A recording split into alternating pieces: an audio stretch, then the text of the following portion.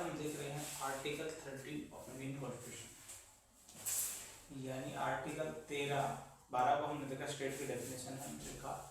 Article 13 को देखते हैं। तो आर्टिकल 13 बेसिकली समझने के लिए आप क्या कहना चाह रहे हैं।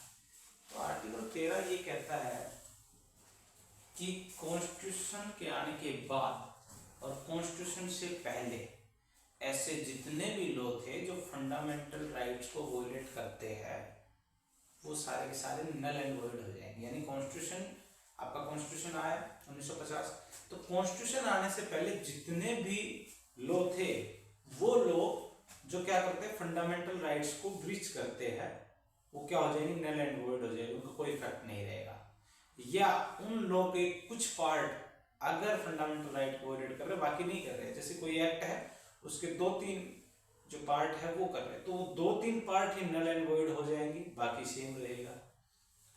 दूसरा, आफ्टर कॉन्स्टिट्यूशन, कॉन्स्टिट्यूशन के आने के बाद अब अगर लेजिस्लेचर यानी पार्लियामेंट कोई लॉ लेके आती है और वो फंडामेंटल राइट को ब्रीच करता है, तो वो भी क्या हो जाएगा, नल एंड वॉइड।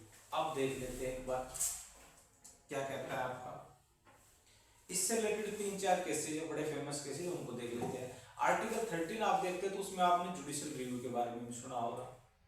तो जुडिशियल रिव्यू कहीं इसकी डेफिनेशन में नहीं लिखा है, लेकिन ये क्या है, इंप्लाई है, ठीक है ना। इसकी जो लैंग्वेज है उसको देख लेते हैं कि जुडिशियल रिव्यू जो है वो क्या है, इंप्लाई है, ठीक है। उसको लेके आपने देखा होगा केस में, भारतीय केस में भी, गोरखनाथ केस में भी, इन सब में गवर्नमेंट का और जुडिशरी का काफी किरकिरी हुई थी।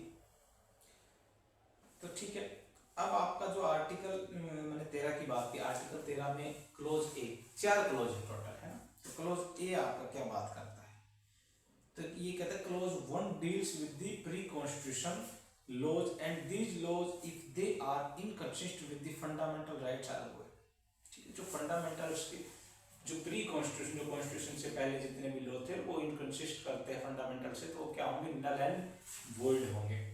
केशवा Madhava Menon versus state of Bombay का केस है। Keshava Madhava Menon versus state of Bombay का ये केस है जिसमें ये बात कही गई है, ठीक। और इसी में एक डॉक्ट्राइन आता है रूल ऑफ सर्वेलेबिलिटी। इसका मतलब क्या है, इसका मतलब ये है कि जितना पोर्शन उस लॉ का इनकंसिस्ट है फंडामेंटल राइट्स के, उतना ही उसको नल एंड वॉइड किया जाए, सारे को नहीं किया जाए। अगर सारा है तो सारे को कर दो, अगर आधा है तो आधे को। जो जो सेक्शन जो जो उसमें जो जो उसके पार्ट करते हैं, उन पार्ट्स को आप नल एंड वॉइड डिक्लेयर कर सकते हैं, ठीक है। इसमें एक famous case state of Bombay versus FN बलसाना का केस है, बड़ा लैंडमार्क जजमेंट है, इसमें इसी की बात की गई थी। उसके बाद एक डॉक्ट्रिन और आता है, डॉक्ट्राइन ऑफ इक्लिप्स, यानी पर्दा गिराने की बात हो रही है। इसको समझने की आप कोशिश करें, इसकी लैंग्वेज आप बुक में देख लें, मैं आपको समझाता हूँ ये क्या है। तो डॉक्ट्रिन ऑफ इक्लिप्स क्या है कि कुछ लॉ है जो फंडामेंटल राइट को क्या कर रहे हैं, ब्रीच कर रहे हैं, इनकंसिस्टेंट, उनको आप नल एंड वॉइड डिक्लेयर कर रहे हो, लिखा हुआ है आर्टिकल 13 में। आप उसको कुछ समय के लिए इनएक्टिव कर दो, मतलब उसको खत्म मत करो, उस पर वहां पे रोक लगा दो, और उसके बाद जब कभी अमेंडमेंट हो आपके फंडामेंटल राइट में और वो उसके साथ में इनकंसिस्ट ना करो, उसको फिर चालू करो। यानी उसको कुछ समय के लिए रोक दो, अगर दोबारा कुछ अमेंड होता है तो उसको फिर चालू कर दो, उस एक्ट को खत्म मत करो आप, है ना, कुछ समय के लिए होल्ड कर दो। Bikaji versus state of MP का केस है, इससे आप अच्छे से समझ जाएंगे। मोटर व्हीकल एक्ट से रिलेटेड ये केस था, Bikaji versus state of MP का ये केस था, ठीक है।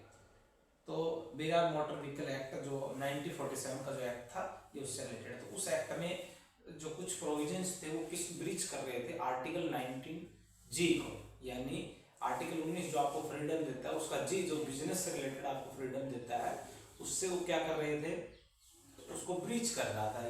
इन्होंने उसको क्या कर दिया, डीएक्टिव कर दिया। अब आपका आर्टिकल 19G अमेंड हुआ, फंडामेंटल राइट को अमेंड किया, 19G को अमेंड किया। अमेंड करने के बाद में देखा वो ब्रीच नहीं कर रहा था, उसको दोबारा एक्टिव कर दिया, वो वैलिड हो गया, है ना। तो इक्लिप्स का मतलब यही है। उसके बाद आपका आर्टिकल 13(2) की मैं बात करता हूँ। तो ये क्या लिखा है, the state shall not make any law which takes away or abridges the fundamental rights and any law in contravention of fundamental rights shall to the extent of the contravention be for कि आपने वही बात करूँ, constitution के बाद में कोई भी ऐसे आप लॉ ना बनाए जो फंडामेंटल राइट को रिस्ट्रिक्ट करे, और करेंगे तो फिर आप उसको नल एंड वॉइड डिक्लेयर कर दोगे। ठीक है, अब आप आ जाइए क्लोज 3 में आ जाइए। आपका आर्टिकल जो 13 है, मैंने बता दें पहले में आपको बता दें प्री कॉन्स्टिट्यूशन, उसके बाद में कॉन्स्टिट्यूशन के बाद में 3 में बात करते हैं लॉ की। लॉ की बात कर रहे हैं ना कि कौन से law null and void declare हो जाएंगे, कौन से लॉ ब्रीच करके फंडामेंटल। तो लॉ की डेफिनेशन दी गई है कि लॉ की डेफिनेशन क्या है, लॉ का मतलब क्या है। लॉ का मतलब जो पार्लियामेंट में जितने भी एक्ट आए वो सब लॉ है, ऑर्डिनेंस लॉ है, जितने भी ऑर्डर है, जुडिशरी की जजमेंट वो लॉ है।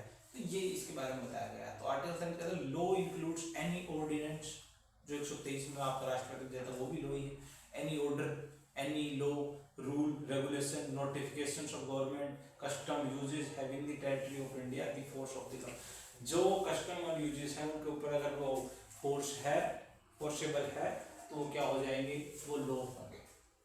ठीक है, line force, law in force का क्या मतलब, including law pass by the legislature or other competent authority in India territory of India before the commitment of the constitution and not provisionally repealed, notwithstanding that any such law or any part thereof may not be in operation either all or particular। इसमें ये बताया कि law हमने बताया कि भाई ordinance होंगे government के द्वारा पास किए गए, जितने भी नोटिफिकेशन वगैरह है, एक्ट लेके आई है गवर्नमेंट, वो सब के लॉ होंगे। ठीक है, और कस्टम यूज जो फोर्स में है वो लॉ हो जाएंगे। लॉ इन फोर्स का मतलब ये है कि कंपिटेंट अथॉरिटी या लेजिस्लेचर कोई चीज लेके आ रहा है, या कंपिटेंट अथॉरिटी जो उस लॉ को इनेक्ट करने के लिए कंपिटेंट है, उस द्वारा लाया गया कोई लॉ है, तो वो क्या होगा, वो लॉ की डेफिनेशन में आ जाएगा। अब बात करते हैं क्लोज 4 की। क्लोज 4 24th अमेंडमेंट 1973 यानी 24वां संविधान संशोधन जो इंदिरा गांधी ने किया था, जो बहुत बड़ा था, जिसको केशवानंद भारती केस में चैलेंज किया गया था 24वां कॉन्स्टिट्यूशन, उसके थ्रू एक 4th क्लोज जोड़ दिया गया। उस समय क्या था, सुप्रीम कोर्ट और जो पार्लियामेंट है उसके बीच में काफी खींचातानी चल रही थी। किस लिए, कभी पार्लियामेंट ऊपर आ रही थी, कभी सुप्रीम कोर्ट ऊपर आ रहा था। तो इन्होंने अमेंड करके आर्टिकल आपका जो 13 है उसमें क्लोज 4 ऐड कर दिया, अमेंडमेंट करके। क्या किया इंदिरा गवर्नमेंट ने, क्या किया, उसमें ये लिख दिया कि जो जी अमेंडमेंट है, आर्टिकल 368 के तहत कॉन्स्टिट्यूशन में अमेंडमेंट होता है, तो जी जो अमेंडमेंट करके जो लॉ आ रहे हैं ना, जो अमेंडमेंट लॉ है वो आपके आर्टिकल 13 के डेफिनेशन में नहीं आएंगे, 33 में जो लॉ की डेफिनेशन उसमें नहीं आएंगे। उसमें नहीं आएंगे तो जुडिशरी के पास में पावर नहीं है कि उसको रिव्यू कर सके। जो अमेंडमेंट करके लॉ आ गया तो जुडिशरी के पास में पावर नहीं है कि वो उसको रिव्यू कर सके कि गलत है कि सही है, फंडामेंटल राइट को ब्रीच कर रहा है कि नहीं कर रहा है। क्यों नहीं है, क्योंकि वो आर्टिकल 13 पे काम करेगा, आर्टिकल 13 में कि जो लॉ की डेफिनेशन उसके अंदर वो आता नहीं है, सिंपल सी बात। तो ये किया गया। उसके बाद जुडिशरी ने कहा कि सही बात है बिल्कुल कि आर्टिकल आपने जो 4 जोड़ा बिल्कुल सही बात है, और केशवानंद भारती ने इसका एक नया तरीका निकाला, बेसिक स्ट्रक्चर, कि अमेंड करें, ठीक आप अमेंड कर सकते हो, हम अमेंड किए रिव्यू नहीं करेंगे, लेकिन जो आपका जो बेसिक स्ट्रक्चर है उसके खिलाफ अगर कोई भी लॉ आप लेके आते हो तो उसको हम रिव्यू करने की हमारे पास में पावर है और रिव्यू करेंगे। अगर वो फंडामेंटल राइट को ब्रीच कर रहा है तो सेम, ये fundamental right already basic structure है तो सेम हम उसको नल एंड वॉइड डिक्लेयर कर देंगे। बेसिक स्ट्रक्चर के खिलाफ आप कोई भी लॉ लेके आते हैं, जैसे कि आपका 99th अमेंडमेंट था, जो संविधान का 99th अमेंडमेंट था जो जुडिशरी को लेके था कि जुडिशरी की इंडिपेंडेंसी जो है उसको